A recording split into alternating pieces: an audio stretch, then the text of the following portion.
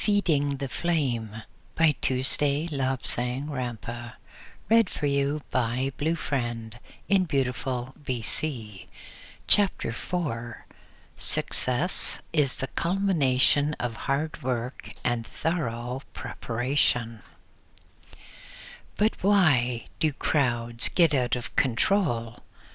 Buttercup would not let the question drop. You say that football crowds get out of control. Well, we know that is so, but why do they? How do they? What mechanism is employed? The old man gave a sigh because he wanted to discuss something quite different. But a question is a question, and there may be many people who are interested in why, how, etc. Every person has a magnetic field around him. Oh yes, naturally we include her in that. And sad to relate, all too frequently, the magnetic field around the female of the species is stronger than that of the male. Possibly that is why the female of the species is supposed to be dangerous. Everyone, then, has a magnetic field around the body. This magnetic field is not the aura, it is the etheric, and if you find it difficult to visualize, think that instead of a collection of people, you have a collection of bar magnets. Naturally enough, they will be standing on end the same as people do. So let us say, the north points up and the south points down. Well, immediately you have a lot of magnets with their fields interacting. Some are stronger, some are weaker, some are perhaps a bit warped, and together they build up quite a formidable force, and they have a strong effect upon nearby structures. In a very similar way, humans, with their built-in magnets, interact upon each other. Some of the magnetic fields are disturbing fields, rather opposed to others, and they will create a ripple of discontent which can grow and affect people who are normally quite sensible and stable. In a football crowd, everyone is thinking more or less about the same thing, that is, about the game. Yes, we know that perhaps half the crowd want one side to win, and the other half wants the other side to win, but we can disregard that because they're both thinking of substantially the same thing, a win. So, all the time the game is in progress, the magnetic field is being increased and increased and increased again by the positive thoughts of a win. When some player does something wrong, one side is overjoyed and gets a surge of power, while the other side is despondent and has a reverse of power, which again causes a discordant note in what one might term the basic frequency of humans. Under certain conditions, mass hysteria is generated. People who are normally quite decent and well-behaved lose control of themselves and do things of which they are heartily ashamed afterwards. You know that everyone has a built-in sensor, that little inner voice which keeps us on the straight and narrow path. And when mass hysteria occurs, the kundalini of people is affected, and the reverse current, note carefully that it is a reverse current, surges along the spinal column, overpowering the good impulses of the kundalini and overpowering and temporarily paralyzing the human built-in sensor. With the sensor overpowered, there is no limit to the destruction, to the vandalism, and to the outright savagery of which a human is capable. Every fresh act seems to lend power. People become oblivious to hurts they receive themselves. They get bruises, cuts, and assorted gashes in the melee, and they do not notice them. The weaker people fall to the ground and are trampled on. Panic sets in, and the whole mass of people will charge the exits or barricades and, by sheer weight of numbers, will crash through, leaving many injured behind them. When the crowd disperses, the magnetic build-up fails and dissipates, and so people come to their senses. Those who can get away to their homes have time to feel heartily ashamed of themselves at home, whereas those who are carted off in a Black Maria or paddy wagon cool off in what the police inelegantly term the cooler. The cooler, of course, is a cell where hot tempers soon subside. Oh yes, of course, on a lesser degree such things can occur with groups and cult meetings. You can get much the same sort of thing when a whole horde of people get together and imagine they are meditating. But they are not. They are building up quite a reversed current, which does more harm than good. Ladies and gentlemen, those of good intention, those who try to do good for others, your attention please for something which is of vital importance to sufferers. Do you ever try to do so-called absent healing? Do you ever dash off a bunch of prayers for those who are afflicted? Do you think you're doing a lot of good helping to cure and all of that? As a victim of such very well-intentioned efforts, I want to utter a shriek of protest on behalf of the sufferers. Supposing one has 3 or 4 or 5 or 6 people all wanting to do absent healing onto one poor sufferer. These 3, 4, 5, or 6 people may have absolutely the purest intentions, but they do not know the exact nature of the illness afflicting a sufferer. They try to cast a blanket cure, and believe me, I have definitely been injured by so-called blanket coverage. It is very, very dangerous to hypnotize a person into believing that he has no illness, when in fact he's almost dying from some complaint. It is equally dangerous to do this absent healing stuff unless you are a qualified doctor and know the nature of disease and what side effects there can be from that disease.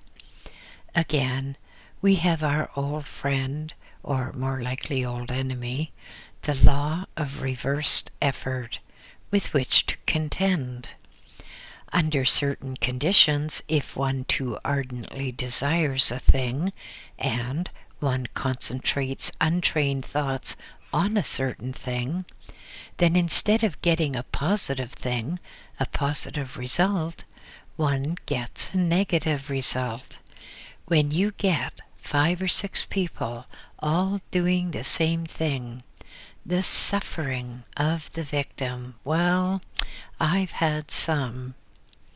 My strong recommendation, based on the unfortunate personal experience, is that none of you try absent healing without knowing the precise nature of the complaint, without knowing what side effects might be expected, without knowing the severity of the complaint.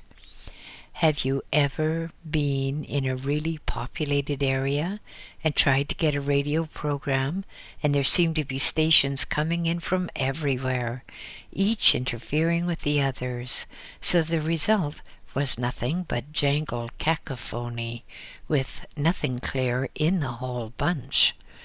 That's what you get with absent healing. I do a lot of shortwave listening. It's about my only entertainment now. and sometimes a station will be jammed by Russia or China, and the whining and wailing and the weirdy-woos make one have to switch off in a hurry. Unfortunately, it's not so easy to switch off when a group of people are trying, ill-advisedly, and in conflict with each other, to do absent hailing. Mind you, the people concerned can have the highest motives, but unless they are trained as priests or medical practitioners, it's a thing which cannot be recommended. The other day, a taxi driver asked Buttercup a question. He said, "Don't you agree that young people today are far more alert and far more intelligent than were their fathers?" Buttercup had her own comments about that, and probably they were the same as the comments I make. Do I think that young people of today are more aware than their parents were at a similar age? No, by golly, I don't. I think they're a lot dimmer. I think some of them nowadays are just a gang of exhibitionists going about with their long hair and their scruffy, tattered rags of clothing, and the stench which comes from them is enough to lift one's hat off. Not only that, but so many of them appear to be downright stupid. A few years ago, when parents, or no, let's go farther back, when grandparents were teenagers, they had to work. They had to study. They couldn't go watching TV all the time or blaring hi-fi. They had to do things. They had to make their own entertainments. It taught them to think. Nowadays, young people do not seem to be able to make themselves understood in what should be their own language. They are illiterate, downright crummy, in fact. There are some children nearby of school age, and their command of English is not a command at all, it's a complete disorder. They seem to be as illiterate as Hottentots who don't even know what school is. Personally, I think children and teenagers are going like this because both parents go out to work and ignore the absolutely essential requirement that the rising generation shall be taught by the generation whom they are replacing. I think, too, that television and the cinema are largely to blame for the illiteracy and the general mental sluggishness of the average teenager. The films, the television shows, well, they show an absolutely artificial world, an absolutely artificial set of conditions. They show wonderful houses, wonderful estates, and fantastically expensive furnishings, and the film stars seem to have fleets of Cadillacs and hordes of boyfriends or girlfriends. Immorality is not merely condoned, it's actually encouraged. Actress Dinah Dogsbody, for instance, boasts of how many men she has run through and left weak-kneed and shaking, while actor Hector Hogwash boasts of having perhaps 14 wives, presumably divorcing them one after the other. But anyway, what is the difference between prostitution and these actors and actresses who change partners almost at the drop of a hat? I was going to say something different, but perhaps there are ladies reading this. My answer, then, is that I think the general standard of education is falling rapidly. I think the education in Europe is far, far higher than it is in the USA, and Canada. But then, in Europe, there is still some semblance of parental discipline. Nowadays, mere children can do a menial sort of job, work short hours and get enough money to run wild, to buy all sorts of expensive radios, to buy a car and almost anything they set their mind to. If they do not have the cash, then they soon get a credit account, and they are hooked for life just as surely as if they were on drugs. What is the point of giving people education when the major part of that education seems to be teaching them they should have things which they have no possible chance of obtaining?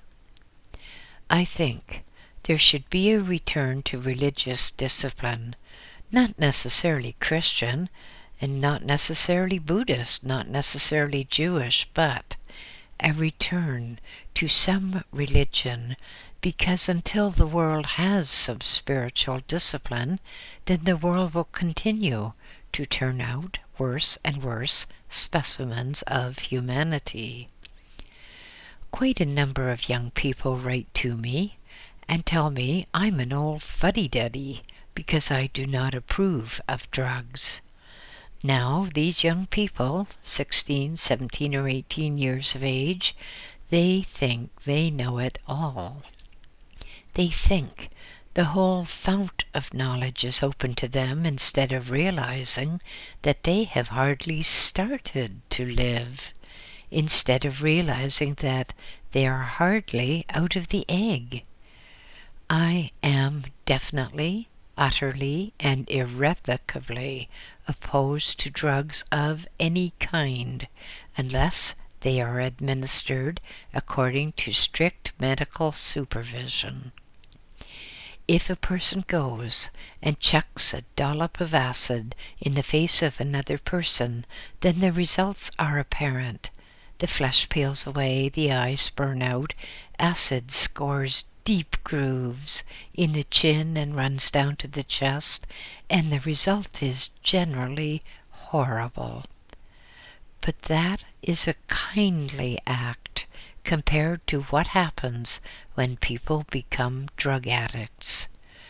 Drugs wrongly used, and all drugs used without medical supervision are wrongly used, can sear the astral body, just as acid can sear the physical body.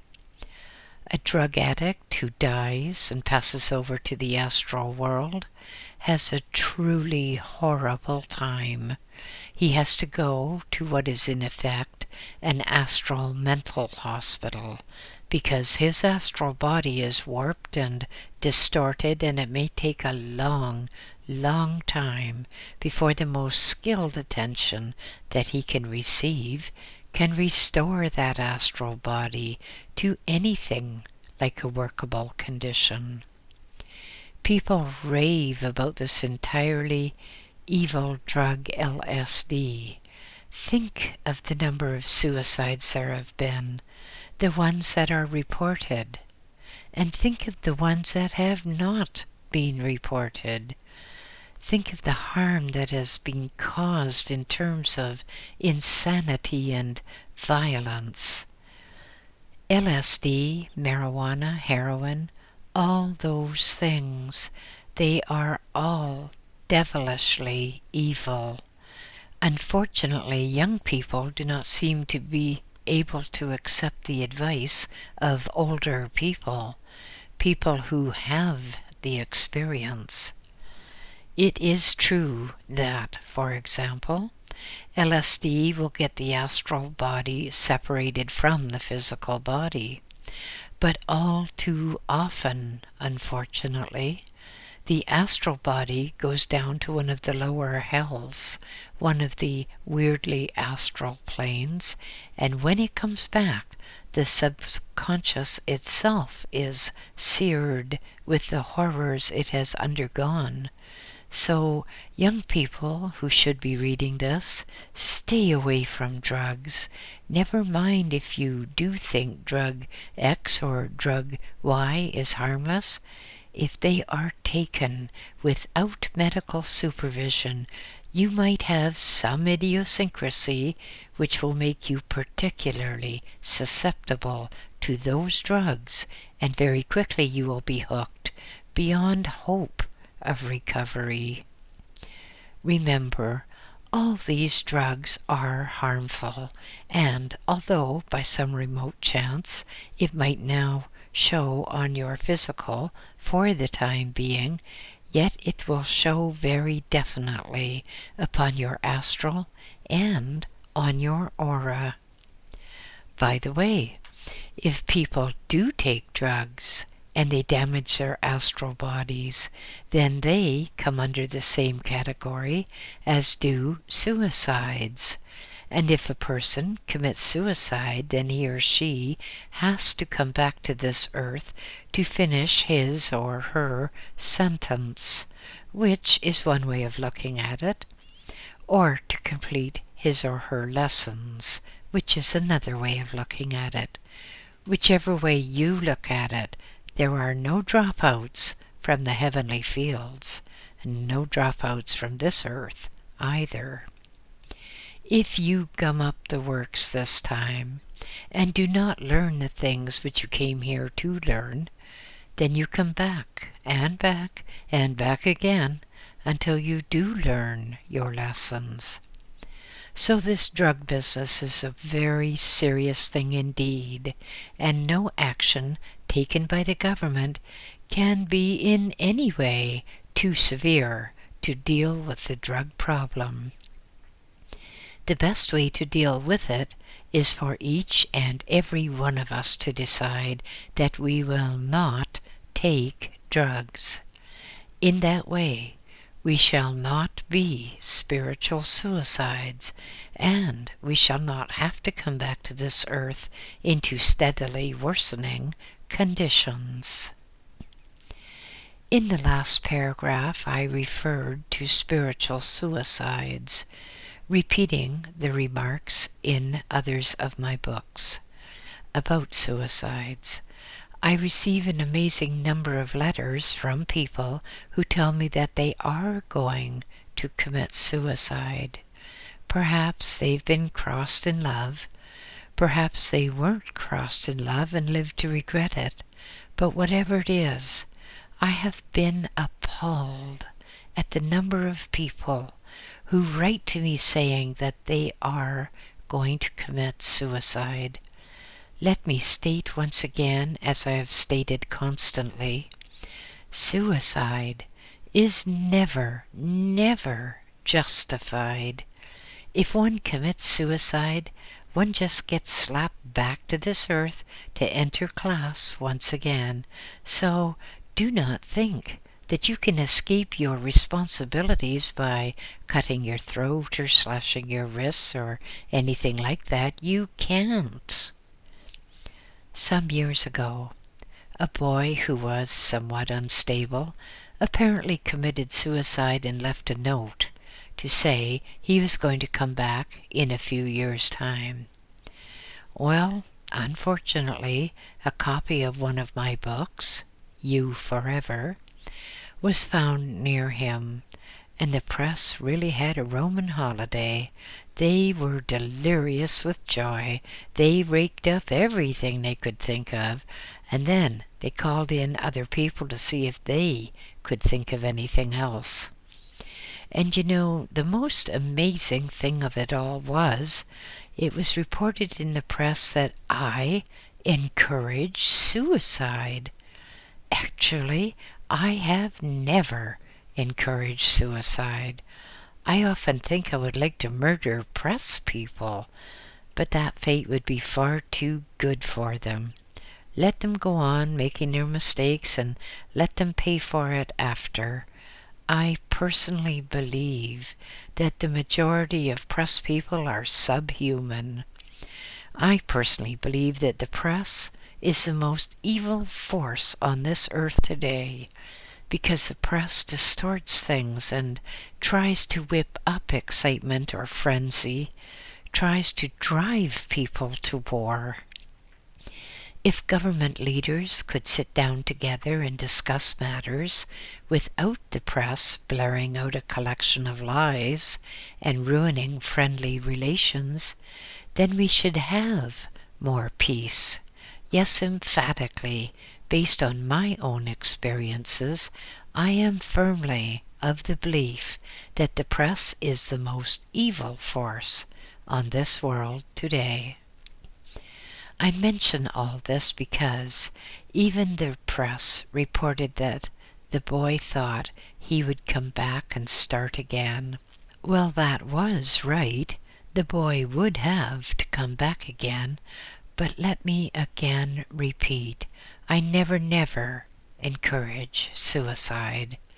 As I have stated unchangingly for the whole of my life, suicide is never justified, and while some Buddhists apparently do it in the belief that it is going to help the Buddhist cause or the cause of peace, I still maintain that suicide is never justified.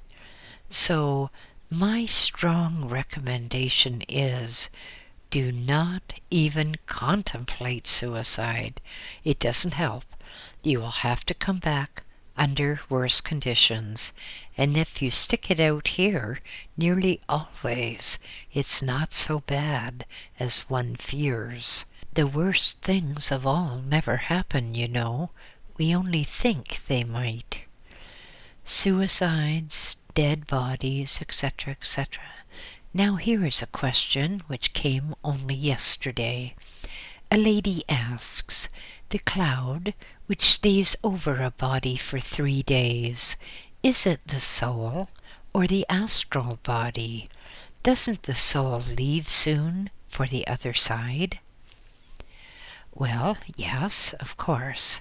The soul leaves the body with the cutting of the silver cord, just the same as a child is entirely detached from its mother's body as the umbilical cord is detached. Until that umbilical cord is severed, then the child is in coexistence with its mother. In the same way, until the silver cord is disconnected, the astral body is coexistent with the physical body. The cloud, which hangs over a dead body for 3 days or so, is just the accrued energy dissipating. Look at it in another way. Suppose you have a cup of tea. The tea is poured out, and before you can drink it, you're called away. The tea stays hot, but becomes cooler and cooler and cooler. So in the same way, until the body has lost all the energy built up during the lifetime, a cloud hovers over the body, gradually dispersing over 3 days. Another illustration. Suppose you have a coin in your hot little hand, and you suddenly put down that coin. The energy imparted in the form of heat from your hot little hand doesn't suddenly disperse. It takes a certain amount of time for the heat put in the coin by your hand to go, and for the coin to return to the ordinary temperature surrounding it. In the same way, an astral body can be quite detached from the physical body, but by the principle of magnetic attraction, it can still sense the charge around the physical body, and so until all that charge has gone, it is said that the physical body and the astral body are connected. One of the horrors of dying in this part of the world is the barbaric practice over here in North America of embalming people. It seems to me to be much the same as stuffing chickens or something. So in my own case, I'm going to be cremated, as that is far better than to be handled and messed around by the embalmer and his mate.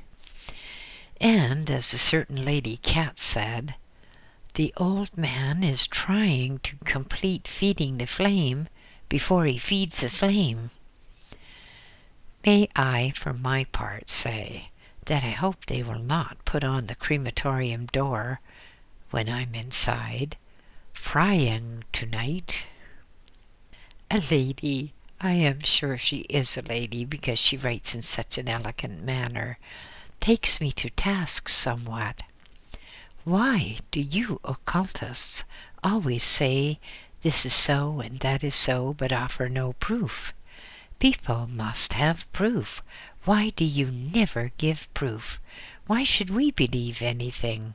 God has never said a word to me, and the astronauts have not seen any sign of heaven in space. Proof. That's one of the biggest things. But tell me this. If one is a sighted person in the country of the blind, how does one give proof that there is sight?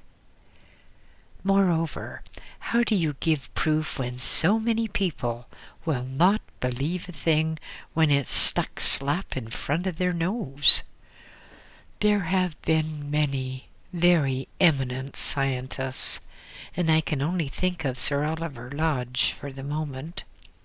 Quite a number of famous names have been interested in proof, in science, cooperating with the occult world. For example, Sir Oliver Lodge, a most spiritual man, addressed a very important association in 1913 in England. Sir Oliver said, "Either we are immortal beings, or we are not. We may not know our destiny, but we must have a destiny of some sort. Science may not be able to reveal human destiny, but it certainly should not obscure it." He went on to say that in his opinion the present-day methods of science would not work in securing proof. He said also that it was his belief that if reputable scientists were allowed to work free without all the scoffers and doubters, then they could reduce occult occurrences to physical laws, and that is obviously very much so.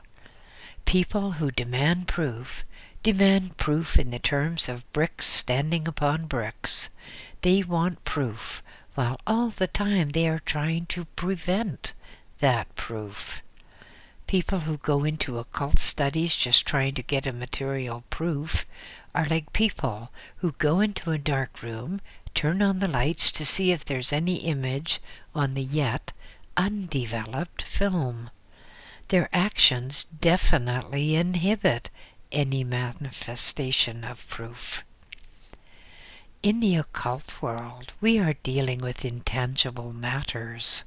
We are dealing with matters of an extremely high vibration, and the way people go along nowadays is something like using a pneumatic road drill to excavate in order that fillings may be put in one's teeth. Before proof can be given in a materialistic sense, scientists have to be trained in what can be and what cannot be. It's useless for them to charge like a bull at a gate. They're not breaking bricks. They're trying to find out something which is as basic as humanity itself. If people will be honest with themselves, if they will stay away from the television screens and the cinemas and all that stuff, and if they will meditate properly, then they will have an inner awareness that such a thing is. They will become aware of their own spiritual natures, always assuming that their spiritual nature is not so debased as to preclude any other manifestation. For years, in addition to wanting to photograph the aura, which I see around every person, I have wanted to develop, as I've already stated, a telephone which would enable the ordinary people, non-clairvoyant, non-clairaudient people, to telephone the other side. Think what fun it would be looking up a heavenly telephone directory and having to ask for information. Did he go up or down? I suppose the nether regions would have an exchange called brimstone, or something similar. Anyway, in years to come, when scientists are less materialistic, then it will be that there will be such a telephone. Actually, there has been, but that's another story. Perhaps I should head the next bit, Stop Press News, because there has been a telephone call from John Henderson, some 3,000 miles away. He has now had some proof of people on the other side of this life. A message came to him, and he had the sensation that he was having his head kicked in, which is what I once told him I'd like to do to him. But anyway, he just phoned to say that at last he has got the message. That message was directed from the other side and not at all impelled by me. Someday perhaps John Henderson may write a book. He should. And if he tells about this occurrence, many people will probably say, "Well, I never. I wouldn't like such things to happen to me." "Hi, Gov," said Miss Taddy, jerking to a full awake after being soundly and noisily asleep for some time. "I've got a question which any human would like answered." "All right, Taddykins, what is it?" So Miss Taddykins sat down and folded her arms and said, "Well, it's like this. We cats know what arrangements are made on the other side, but why don't you tell humans how they plan their life on Earth?" Personally, I thought I had dealt with that ad nauseum, and I don't want Buttercup to come jumping at me telling me that I am repeating myself. And after writing so much about suicide, it might be something akin to suicide if I start up again writing about life after death. So perhaps I can get over that by calling this answer Life Before Birth. On the other side of this life, an entity has decided that he or she must go to school again to take a special course. Perhaps certain lessons were learned previously, and the return home has enabled those lessons to be digested and weaknesses to be perceived.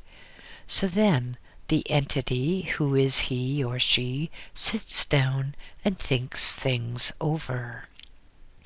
On Earth, many students discuss their future with a counselor. They discuss what courses are required in order that they shall obtain a certain qualification. For example, a nurse in England wants to become a surgeon. Obviously, she has some knowledge of anatomy, so what does she need in order to enter medical school? She discusses what she has to do and then goes to it. In the same way, our he or she on the other side of life, on Earth, decides, with considerable help, what lessons have to be learned, what tasks have to be surmounted, and what difficulties have to be endured, and then the whole thing is planned very carefully. Do you play chess? Well, if you do, you will know all about those chess problems which appear in certain magazines. The chessboard is all set up with pawns and knights and rooks, and all that in certain predetermined positions. You, poor soul, have to think and think until your brain nearly cracks, and work out a way in which to win that game. It's something like that in planning the life to come. All the obstacles are set up. All the conditions are laid down. What do you have to learn? Do you have to learn poverty and how to overcome it? It's no good going to a rich family, then, is it? Do you have to learn how to be generous to others, how to handle money? Then it's no good going to a poor family, is it? You have to decide what you want to learn. You have to decide what sort of family will best meet your requirements. Are you coming to a tradesman's family or to a professional family? Or are you coming as one of a noble family? It all depends, you know. It's like actors on a stage. An actor may be a king in one play and a beggar in another.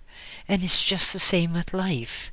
It depends on what you have to learn. You come to the station, to the conditions, to the difficulties, to the problems and obstacles which you yourself have decided upon. Before you come, you set up your problems in very much the same manner as a chess problem is set up and then left for someone else to solve. So you have your problems set up in front of you, and instead of just sitting down and scratching your head and anywhere else which is troubling you at that moment and trying to work it out, you do something about it. You look about and find the family, the country, the locality, which will best enable you to live the problems which you have chosen, and solve them by the mere act of your living and enduring the difficulties and the tests. After all, a student perhaps going to a postgraduate course, he knows he's going to have some hardships. He knows he has to get a certain percentage of marks, otherwise he won't pass. Otherwise he's got to come back again. He knows that he'll have to serve a certain time in the classrooms. But he knows all these things and he wants to go through with it because he wants the qualifications or the knowledge that comes after. So you planned everything, but none of your plans ever included suicide. If you commit suicide, then it means you're a dropout. It means you failed. And if a person is a dropout, it means he can't advance through lack of qualification and through lack of intestinal fortitude.